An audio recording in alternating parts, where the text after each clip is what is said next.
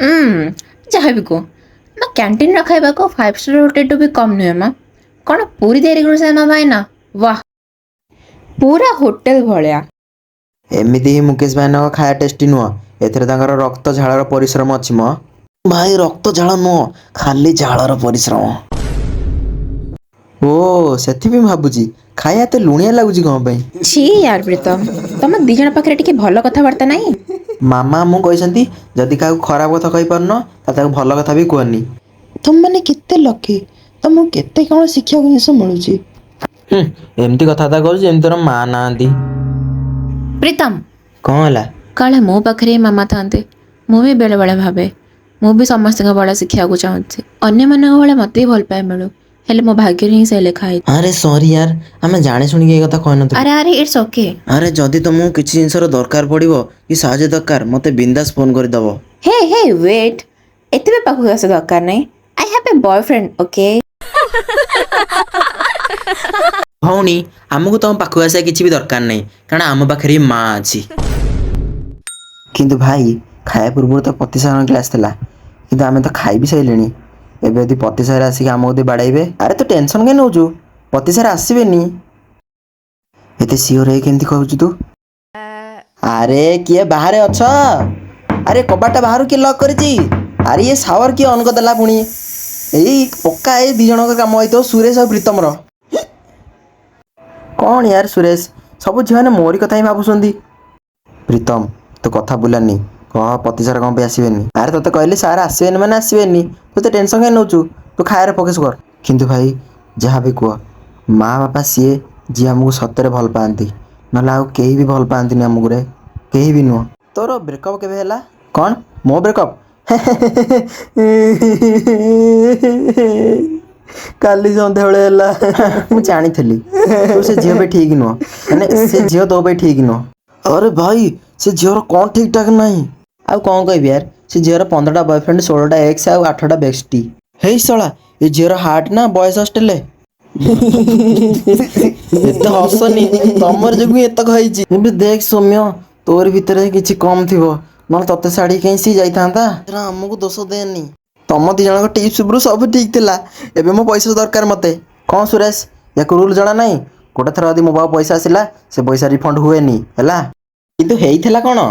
ଆରେ କାଲି ତାର ବର୍ଥଡେ ଥିଲା, ମୁଁ ଭାବି ପାରୁନଥିଲି ମୁଁ ତାକୁ ଗିଫ୍ଟ କ'ଣ ଦେଇ ବୋଲି, ହେଲେ ମୋତେ କେଉଁ ପାଗଳ କୁକୁର କାମୁଡ଼ିଥିଲା କେଜାଣି, ମୁଁ ଆଙ୍କଠୁ ଟିପ୍ ନେବାକୁ ଆସିଥିଲି। ପୁଣି ଏମାନେ ମୋତେ କହିଲେ ତାକୁ ଚେନ୍ ଗିଫ୍ଟ କରେ, ମୁଁ ତାକୁ ଚେନ୍ ଗିଫ୍ଟ କଲି, ଆଉ ସେ ମୋତେ ବ୍ରେକଅପ୍ କରିଦେଲା। ହେଇ ଦେଖ ତୋ ମୁହଁରେ ତ ଗରିବ ଲେଖା ହେଇଛି, ତତେ ତାକୁ ସୁନା ଚେନ୍ ଦେବାର ଥିଲା। ସୁନା ନହେଲେ ନାହିଁ ରୂପାର ଦେଇ ଦେଇଥାନ୍ତୁ, ହେଲେ ତୁ ତାକୁ ସିଟି ଗୋଲ୍ଡ ଚେନ୍ ଦେଇଥିବୁ। City gold? ହେଲେ ମୁଁ ତାକୁ ସାଇକେଲ ଚେନ୍ ଦେଇଥିଲି। ଭାଇ ଭାଇ ଆକୁ ଦୁଇଟା ଚାପଡ଼ା ମାରିଦେବି ପ୍ଲିଜ୍। ଏବେ ଯାହା ହେବାର ଥିଲା ହେଇଗଲା, ଏବେ ତୁ ଭୁଲିଯା ତାକୁ ହେଲା। କିନ୍ତୁ ପ୍ରୀତମ ଭାଇ, ପ୍ରେମ ତ ଅନ୍ଧ ହେଇଥାଏ ନା, କିନ୍ତୁ ଝିଅମାନେ ନୁହେଁ। ଆବେ କୁକୁର ଦଳ, ତମେମାନେ ଏଥର କ'ଣ କରିଛ? କ'ଣ ହେଲା? ଆସ ନିଜେ ନୋଟିସ୍ ବୋର୍ଡ଼ ଦେଖିଦେବ, ଆସ। 3 ମାସରେ ହେବାକୁ ଯାଉଥିବା ଏକ୍ଜାମ୍ ଆର ସପ୍ତାହରେ। ଏ ପତି ସାର୍ ତ ବହୁତ ରାଗି ବାହାରିଲେ ୟାର, ଏକ୍ଜାମ୍ ଡେଟ୍ଟା ପାଖକୁ ନେଇ ଆସିଲେ। ଏବେ ତ ଆମର ଏଲ୍ ଲାଗିବାକୁ ଯାଉଛି। ଏ କ୍ଲାସରେ ଗାଳି ନାହିଁ, ନହେଲେ ନାଁ ଲେଖିଦେବି। ମନିଟର ଜି, ଏଲ୍ ମାନେ ଲସନ୍। ହଁ ହଁ ସେଇ ପାଠ ଲସନ୍। ତମମାନଙ୍କର କୋଉ କଥା ଟେନସନ୍, ତମମାନେ ତ ପାଠଶାଠ ବି ପଢୁନ। ହଁ ହଁ ଏଇଟା ତ ତମେ ସତ କଥା କହିଲ, କିନ୍ତୁ ଆମକୁ ବି ପଢ଼ିବାକୁ ପଡ଼େ ଠିକ୍ ଏକ୍ଜାମ୍ ପୂର୍ବ ଦିନ। ଏଇଟା ହିଁ ଆମର ପରମ୍ପରା ଆଉ ରୀତି ରିବାଜ। ଆଉ ସବୁଠୁ ଖରାପ କଥା ହେଲା ସେଇ ପରମ୍ପରା ପାଖକୁ ଆସିଲାଣି। ତମମାନେ ପାଠ ବି ପଢୁଛ? କାହିଁକି ଆମେ କ'ଣ ପଢ଼ିପାରିବୁନି ନା କ'ଣ ତୋ ଭଳିଆ?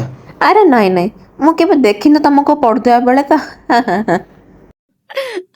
ତୁ କେବେ ବି ଗାଧଉଛୁ? ଏଇ ଆରେ ନାଇଁ ନାଇଁ, ମୁଁ ଏମିତି ଖାଲି ପଚାରୁଛି, ଆଜି ବହୁତ ଗରମ ଲାଗୁଥିଲା ନା।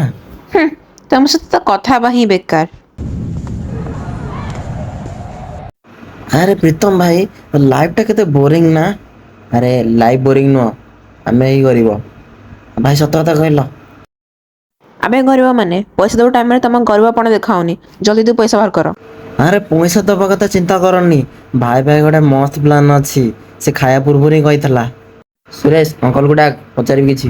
କ'ଣ ପେମେଣ୍ଟ? ନାଇଁ ବାସନ କୋଉଠି ମାଜିବୁ। ସେମିତି ଗୋଟେ କଥା ପଚାରିବି, ଆମେ ଗ୍ରୁପ୍ ଷ୍ଟଡି କରିବା ଆଗରୁ ଲାଇବ୍ରେରୀ କାହିଁ ଯାଇନଥିଲେ, ଏଠି କାହିଁ ଆଇଲେ? वा ମଞ୍ଜୁର କ'ଣ କଥା କହିଲୁ ସେଇ ଖୁସିରେ ମୋର ଗୋଟେ ପେମେଣ୍ଟ କରିଦେ। କ'ଣ ସୁରେଶ ସଦାବେଳେ ତୁ ମନୋରଞ୍ଜନରୁ ପଇସା ନେଇକି ପେମେଣ୍ଟ କରୁଛୁ, ଏଇଟା ଭଲ କଥା ନୁହଁ। ମନୋରଞ୍ଜନ ତୁ ସବୁବେଳେ ସୁରେଶରୁ ପେ କରୁଛୁ ନା? ହଁ ଆଜି ତୁ ମୋର ପେ କର। ଆରେ ସଙ୍ଗୀ ତୁ ତ ଜାଣିଛୁ ମୁଁ ତ ସୁରେଶଠୁ ବହୁତ ବଡ଼ ହାରାମି।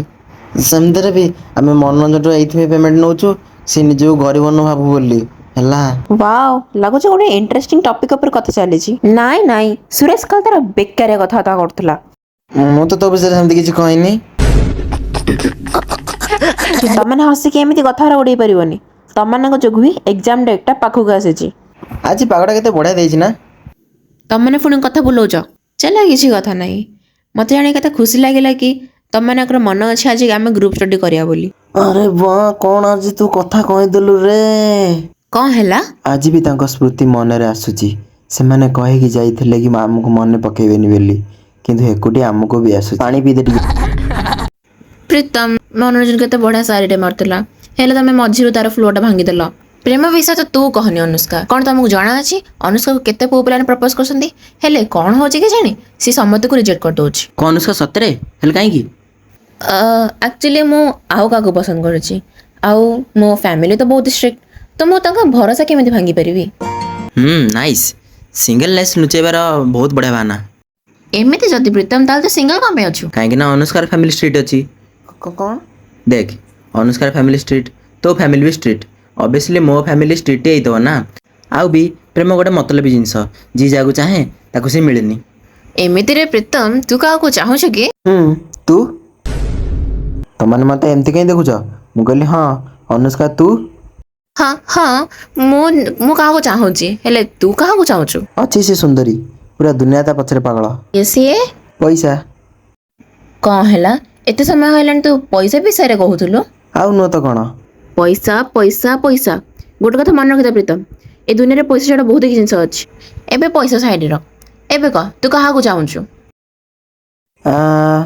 ସାଇଡ଼ରେ ରଖା ହେଇଥିବା ପଇସା। ତ ଏମିତି ହିଁ ସରିଲା ଆମ ପିଲାମାନଙ୍କର ପ୍ରଥମ ଏକ୍ଜାମ। ଚାଲନ୍ତୁ ଦେଖିବା ତାଙ୍କର ରିଆକ୍ସନ୍। ଓ ମାଇ ଗଡ୍, ଏଇ ଝିଅଟା କ'ଣ ପାଇଁ କାନ୍ଦୁଛି? ଆସନ୍ତୁ ତାଙ୍କଠୁ ପଚାରିକି ବୁଝିବା। ଏସବୁ କିଛି ଠିକ୍ ହେଲାନି। ତମେ କାନ୍ଦୁଛ କ'ଣ? ଆକ୍ଚୁଆଲି ଏସବୁ ଭୁଲ ଏଜୁକେସନ ସିଷ୍ଟମ। ଯାହା କହିବାର ଅଛି ନିର୍ଭୟ ହେଇକି କୁହ। ଆମେ ତ ସେଇଥିପାଇଁ ଅଛୁ, ପ୍ରଶ୍ନ ଉଠେଇବା ପାଇଁ। ମ୍ୟାମ୍ ସେମାନେ ମୋତେ ଏକ୍ସଟ୍ରା 5 ମିନିଟ୍ରେ ଦେଲେନି, ସେଥିପାଇଁ ମୁଁ 2 ମାର୍କର ଆନ୍ସର ଛାଡ଼ି ଦେଇକି ଆସିଛି। ଇଏ ବହୁତ ହି ଖରାପ ହେଲା। ଆମ ଏଜୁକେସନ ସିଷ୍ଟମକୁ ବଦଳାଇବା ଦରକାର, ଆଉ ପିଲାମାନଙ୍କୁ ଏକ୍ସଟ୍ରା 5 ମିନିଟ୍ ଦେବା ଦରକାର, ଯାହା ଯୋଗୁଁ ସେମାନେ ଅଧିକ କିଛି ଲେଖିପାରିବେ। ଯେ ମୁଁ କହିବି। ହଉ ପୁଅ ତୁ କହ, ତୋ ଏକ୍ଜାମ କେମିତି ଗଲା? କୋଉ ଏକ୍ଜାମ? ମ୍ୟାମ୍ ଏତେ ସୁନ୍ଦର ଥିଲେ ଯେ ତାକୁ ଅନେକ ଅନେକା କେତେବେଳେ 2 ଘଣ୍ଟା ପଳେଇଲା ଜଣା ହିଁ ପଇଲାନି। କ'ଣ ହେଲା? ମାନେ ତୁ କିଛି ବି ଲେଖିନୁ? ନାଇଁ ତ, ଖାଲି ତ ପେପର ଛାଡ଼ିକି ଆଇଛି। କାହିଁକି? Because silence is the best answer. ତୁ ଏକ୍ଜାମରେ କିଛି ବି ଲେଖିନୁ? ନାଇଁ ବା। ଏକ୍ଜାମ ମାନେ କିଛି ନ ଲେଖି ତତେ ଟିକେ ହେଲେ ବି ଲାଜ ଲାଗୁନି? ଲାଜ କାହିଁ ଲାଗିବ, ନଙ୍ଗଳା ହେଇକି ଥୋଡ଼ି ନା ଲେଖୁଥିଲି। ମ୍ୟାଡ଼ାମ୍ ଏଇ ନ୍ୟୁଜ୍ଟା କ'ଣ ମୋର ଘରେ ଆସୁଥିବ? ହଁ ନିଶ୍ଚିତ ଆସୁଥିବ। ମୁଁ ମୋ ବାପାଙ୍କ ପାଇଁ କିଛି କହିବାକୁ ଚାହୁଁଛି। ହଁ କୁହ। ବାପା, ତମେ ମୋତେ କହିଥିଲ ଏକ୍ଜାମରେ ବହୁତ ପରିଶ୍ରମ କରିବୁ, ଆଉ ତୁ ଏଥିରେ ପାସ୍ ହେଇଗଲୁ, ତାହେଲେ ତୁ ମୋତେ 5,000 ଟଙ୍କା ଦେବି। ବାପା ତମ ପାଇଁ ବହୁତ ଖୁସି ଖବର। ଅଙ୍କଲ ଜି ପଇସା ରେଡି ରଖ। ତମର ସେ 5,000 ଟଙ୍କା ବଚିଗଲା। ତତେ ଟିକେ ହେଲେ ବି ଡର ଲାଗୁନି? ପୁରା ନ୍ୟୁଜ୍ ଆଗେ ତୁ ଏତେ ସବୁ କଥା କହୁଛୁ। ନାଇଁ ଆମ ଘର ଲୋକ ବହୁତ ଚିଲ୍ ଅଛନ୍ତି। ମୁଁ ମୋ ବାପାଙ୍କୁ ବହୁତ ଭଲ ପାଏ, ସେ କେହି ମୋ ଉପରେ ହାତ ଉଠେଇ ନାହାନ୍ତି, ସିଧା ବେଲ୍ଟ ଉଠେଇଛନ୍ତି। ବାପା ମୁଁ ଆଜି ସୁରେଶରେ ରହିଯାଉଛି। ହଁ ଅଙ୍କଲ ବହୁତ ମଜା ଆସିବ ଆଜି। ମ୍ୟାଡ଼ାମ୍ ମୁଁ କିଛି କହିପାରିବି? ଅଫକୋର୍ସ। କ'ଣ ଆପଣ ମୋ ରାନୀ ବନିବେ? ଗୋଟେ ସେକେଣ୍ଡ, ତୋତେ ରାଜା କିଏ ବନେଇଲେ ବେ? ପୁଅ ରାଜାରାଣୀ ଆମେ ପଛରେ ଖେଳିବା। ପ୍ରଥମେ ତମେ ଏଇଟା କୁହ, ଏକ୍ଜାମ ବିଷୟରେ ଭାବିଛ କିଛି? ଏକ୍ଜାମ ପରେ ତମେ କ'ଣ କରିବ? ଏକ୍ଜାମ ପରେ ମୁଁ 75 ଡେ ହାର୍ଡ ଚ୍ୟାଲେଞ୍ଜ ନେବି। ହେ ତୁ ତ ଆଟେଣ୍ଡାନ୍ସରେ ଆଗ 75% କମ୍ପ୍ଲିଟ୍ କର ଆଗ। 75 ଡେ କରିବ। ହେଲେ ଯାହା ବି କୁହ, ତମମାନଙ୍କ ଫ୍ରେଣ୍ଡସିପ୍ ବହୁତ ହି ନିବିଡ଼। ହଁ ସେଇଟା ତ ସତ କଥା। ହେଲେ ମୁଁ ଯଦି ତମକୁ 2,000 ଟଙ୍କା ଦେବି, ତାହେଲେ ତମେ ତମ ସାଙ୍ଗକୁ ଚାବଡ଼ା ମାରିପାରିବ? 2,000 ଟଙ୍କା? ଆପଣ ଖାଲି ମୋତେ କଲେଜ ସାଇଡ଼ରୁ ଗୁପଚୁପ ଦୋକାନରୁ ଗୁପଚୁପ ଖୁଆଇ ଦିଅନ୍ତୁ, ମୁଁ ଆକୁ ଏଇଠି ମାରିକି ଚଟଣି କରିଦେବି। ସୁରେଶ ଭାଇ ଗୁପଚୁପ ଦୋକାନ ପାଇଁ କିଛି ବି। ହଁ ଏଇଟା ତ ସତ କଥା।